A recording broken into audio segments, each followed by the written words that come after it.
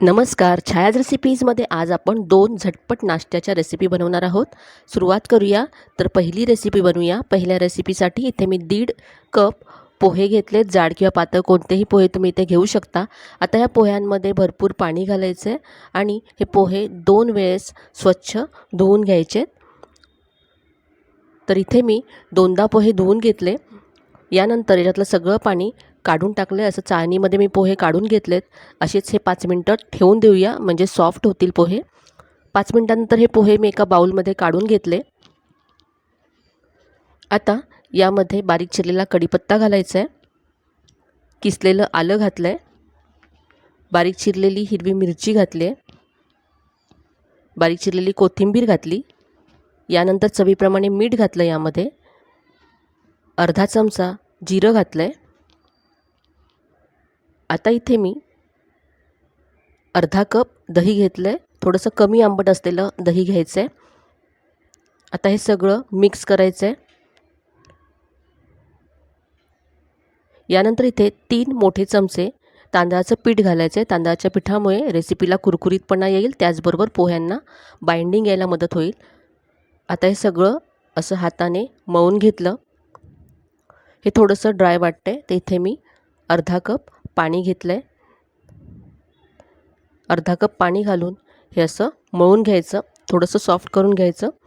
आता याला आपण वड्याचा आकार देऊया. तर हातावरती असा थापून घ्यायचा वडा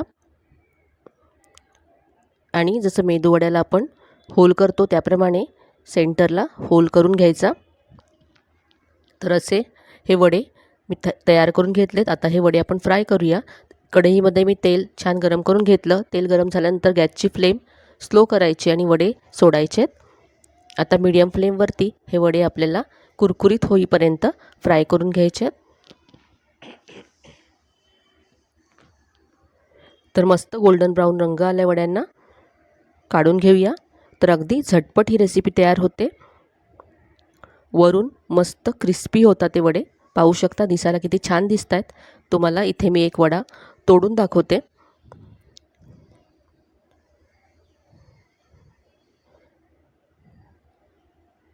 चटणीबरोबर इथे मी सर्व केला आहे. खूपच मस्त अशी रेसिपी आहे, झटपट होणारी आहे.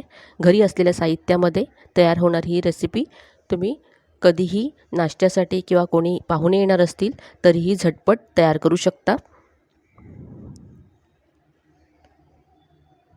मुलांना मधला वेळेस खाण्यासाठी सुद्धा अगदी छान अशी रेसिपी आहे. तर ही होती आपली पहिली रेसिपी. आता बनवूया नाश्त्याची दुसरी रेसिपी. तर यासाठी इथे मी मिक्सरच्या भांड्यामध्ये 1 कप रवा घालते. इथे सुद्धा जाड किंवा बारीक कोणताही रवा तुम्ही घेऊ शकता. यामध्ये 1 मोठा चमचा पोहे घालायचे आहेत. पोहेसुद्धा जाड पातळ कोणतेही चालतील. यामध्ये आता 2 मोठे चमचे गव्हाचं पीठ घालायचं आहे. यामुळे रेसिपीला बाइंडिंग येईल. यानंतर इथे 1 चमचा साखर घालते. आता हे आपण फिरवून घेऊया आणि अगदी स्मूथ असं वाटून घेतलं आहे. यामध्ये 1 कप आता दही घालायचं आहे. सगळं पीठ मी बाउलमध्ये काढून घेतलं. यामध्ये 1 कप दही घातलं. आता त्याच कपाने इथे मी अर्धा कप पाणी घातलं आहे. अर्धा कप पाणी घातल्यानंतर हे सगळं छान एकजीव करून घ्यायचं, सगळ्या गुठळ्या काढून घ्यायच्या. यानंतर मी यामध्ये आणखी पाणी घातलं. गरजेप्रमाणे पाणी घालून नेहमीच्या डोसा बॅटरप्रमाणे कन्सिस्टन्सी याची करून घ्यायची आहे. आता हे झाकून ठेवायचं आहे आपल्याला 10 मिनटं. 10 मिनटानंतर हे पाहूया. 10 मिनटानंतर तुम्हाला हे आणखी घट्ट झालं असं वाटलं तर यामध्ये आणखी थोडंसं तुम्ही पाणी घालू शकता. आता यामध्ये चवीप्रमाणे मीठ घालायचं आहे. मीठ मिक्स करून घेतलं. आता पाव चमचा इथे बेकिंग सोडा घालायचा आहे. सोड्यावरती थोडंसं पाणी घालते आणि हे मिक्स करून घ्यायचं आहे. डोसा बनवण्यासाठी आता हे अगदी परफेक्ट आहे, तयार आहे. आता याचे आपण डोसे बनवूया. तर इथे तवा मी व्यवस्थित गरम करून घेतला आहे. तवा गरम झाल्यानंतर यावरती थोडंसं तेल लावून घ्यायचं. नंतर पाणी शिंपडायचं. पाणी पुसून घेते. आता सेंटरला 1 चमचा पीठ घालायचं आहे आणि डोसा पसरवून घ्यायचा आहे. अगदी पहिल्यांदा डोसा बनवत असाल तरी व्यवस्थित डोसा येतो. आता मीडियम फ्लेमवरती वरून ड्राय होईपर्यंत वाट पाहूया. वरची बाजू ड्राय झाली की याला तेल तूप लावून घ्यायचं. आता याला डोस्याला आपण कुरकुरीत करून घेऊया. खालच्या बाजूने ब्राऊन होईपर्यंत याला मीडियम फ्लेमवरती भाजून घ्यायचं आहे. पाहू शकता मस्त ब्राऊन रंग आला डोस्याला. खालच्या बाजूने सुद्धा छान रंग आला आहे. तर आता आपण काढून घेऊया. तर या पिठाची जी कन्सिस्टन्सी होती ती नेहमीच्या आपल्या डोसा बॅटरप्रमाणे करून घ्यायची आहे. पाण्याचं प्रमाण मी सांगितलं नाही, कारण पाण्याचं प्रमाण हे कमी जास्त लागू शकतं. त्यामुळे तुम्ही पिठामध्ये तुमच्या गरजेप्रमाणे पाणी घाला आणि नेहमीच्या डोस्याच्या आपली जसं बॅटर असतं त्याप्रमाणे कन्सिस्टन्सी त्याची करून घ्या. इथे मी दुसरा डोसा करते. तर आता हा डोसासुद्धा आपण वरून ड्राय झाल्यानंतर तेल लावून घ्यायचं आहे आणि आता क्रिस्पी करून घ्यायचं आहे छान.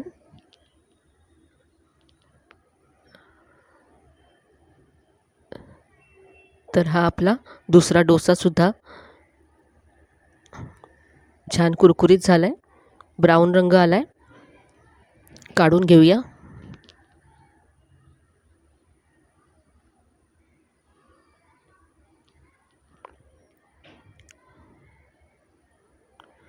पाहू शकता छान अगदी कुरकुरीत डोसा झाला आहे. तर इथे मी टोमॅटोच्या चटणीबरोबर डोसे सर्व करते. तुम्ही ग्रीन चटणीबरोबर सर्व करू शकता किंवा तुम्ही यापासून मसाला डोसासुद्धा तयार करू शकता. अगदी झटपट होणारा असा हा डोसा आहे आणि अगदी साधी सोपी रेसिपी आहे. तुम्हाला कधीही डोसा खायचा असेल आणि तुमच्याकडे डोशाचं पीठ तयार नसेल तर तुम्ही अशा पद्धतीने डोसा झटपट बनवू शकता.